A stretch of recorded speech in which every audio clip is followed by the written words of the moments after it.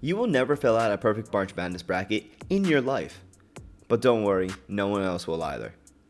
In this video, I'm going to explain why March Madness is one of the most fun yet incalculable sporting events ever. Feel free to skip to any chapter you want, but let's begin. The odds of anyone making a perfect bracket is 1 in 9.2 quintillion. I know that may seem like a large number, but you don't quite grasp how large that is. Not yet. For clarification, there have been 5 trillion days since the Big Bang, so that means you could repeat the entire history of our universe 1.8 million times. That is absolutely mental to even think about, and you can tell me that you can predict 63 games? No shot. Absolutely not. You would have better odds of going pro in whatever sport you played in high school than filling out a perfect March Madness bracket. But what makes March Madness like this? Surely with AI and so many brackets, people have had to have gotten close. Well, the closest that we've ever gotten to a perfect bracket was in 2019 by a neurologist named Greg Nigel, where he correctly guessed the first 49 games of March Madness until number 3 ranked Purdue defeated number 2 ranked Tennessee in the Sweet 16. And even before that, someone picked 39 games to start the tournament correctly in 2017. That fell apart when Purdue defeated Iowa State. And more recently, just in 2023, it took only 25 games after number 16 seeded FDU took down number 1 Purdue. So the moral of the story is, Purdue will ruin your bracket. Now that you understand the odds of making a perfect bracket, we're going to move on to the why it is so difficult. There's a saying in sports that reads, any given day. This is highlighted during March Madness because teams are only promised one game and the rest they take from the other teams. I don't want to say that upsets are the main reason, but they bust a ton of brackets, which I highlighted earlier with FDU and Purdue. These games are amazing because any team can win, and the odds, respectfully, don't mean shit. While I know you can say that with any sport, March Madness, it is exemplified. Those that are playing in March Madness are not making tens of millions of dollars to play basketball. The most that they have is a full ride and an NIL deal, which only went into effect these last couple years. So you truly see the love of the sport and its determination in every game. My perfect example is this: if you tune into a random Tuesday night NBA game with the Wizards against the Rockets, would you stop and watch? No, because while the game may be competitive, you know these athletes are not going to be breaking their back to play in the game. We see this with the growing number of athletes taking load management games, so much that the league had to change the rules for the MVP. Yes, I'm looking at you, Kawhi Leonard. These players are not going to be running into the stands to save a loose ball, nor are you going to see the top players play almost every game at 100%. Some teams will actually rest the players the last 2 weeks or the last couple games of the season to ensure they are healthy for the playoffs. The difference is, this is the playoffs for these college teams. I know if I tune on any game in March Madness, I can see some crazy stuff happen.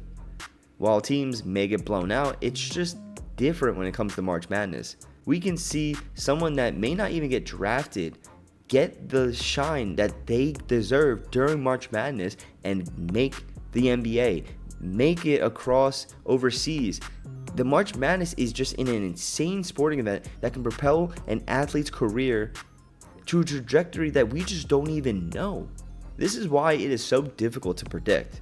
For instance, before UMBC upsetting Virginia in 2018, it was practically a guarantee that all 4 first seeds would win their matchup. If you're making a bracket, hey, that's 4 games you don't gotta worry about. You can just put all the number 1 seeds and boom, you're good. If you went by this method, you could help your odds a little bit, but recently it's become more dicier than ever. How could anyone predict a 16 seed upsetting a first seed when historically it has never happened? History is made with literally every single game of the tournament, and while we can look at the common 5 to 12 seed games as good opportunities to dive into the rankings and even see what teams are overranked, it's still a crapshoot. Personally, the closest I've ever gotten was in 2016, and I had a perfect bracket almost the whole day. Could you guess which team cracked it? I'll give you 3 seconds. Yes, it was number 2 seed Michigan State losing in the first round to Middle Tennessee that was ranked 15th by 9 points.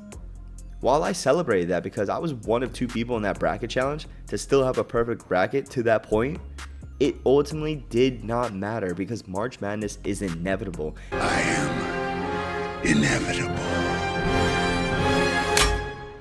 And even guessing a couple upsets does not guarantee you anything, as Cinderella stories will happen. That is another thing that people just don't get. Cinderella stories reign in March Madness, and it brings everyone together. I know if you've been watching March Madness, you remember Sister Jean of Loyola Chicago when they went on that crazy run. Whether you have the FDUs, these teams that make this run, it is insane. It is such a good feel-good story to see some random team in Iowa go up against the Kansas, go up against the Kentuckys, and absolutely decimate them to make a name for themselves. That is something that they will live forever with. They will never give that up because they deserve it and they win it. And to put this into perspective for different leagues, this is the equivalent of Jimmy Butler taking the Heat to the finals in the bubble, or the Philadelphia Eagles beating the Patriots in 2017. These teams should not be there, but they make it and they beat the best teams on the way, and that's why it's so difficult to predict this.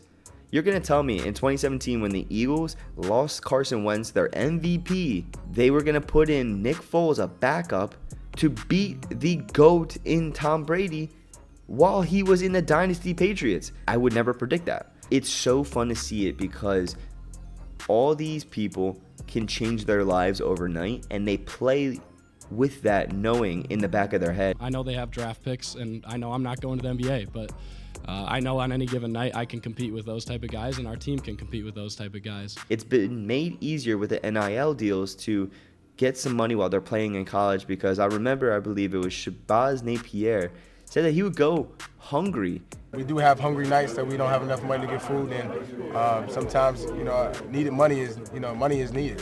So when I'm not able to eat, but I still got to play up to my, capabilities. And it still reigns true. You don't have a perfect diet. You don't have a trainer that specifically looks at you, what you're eating, what you're lifting, as these top athletes do. As you're not going to have the LeBron James treatment where you're getting ice every single minute, and then your recovery, and then you're resting, and you just don't have that in some of these colleges.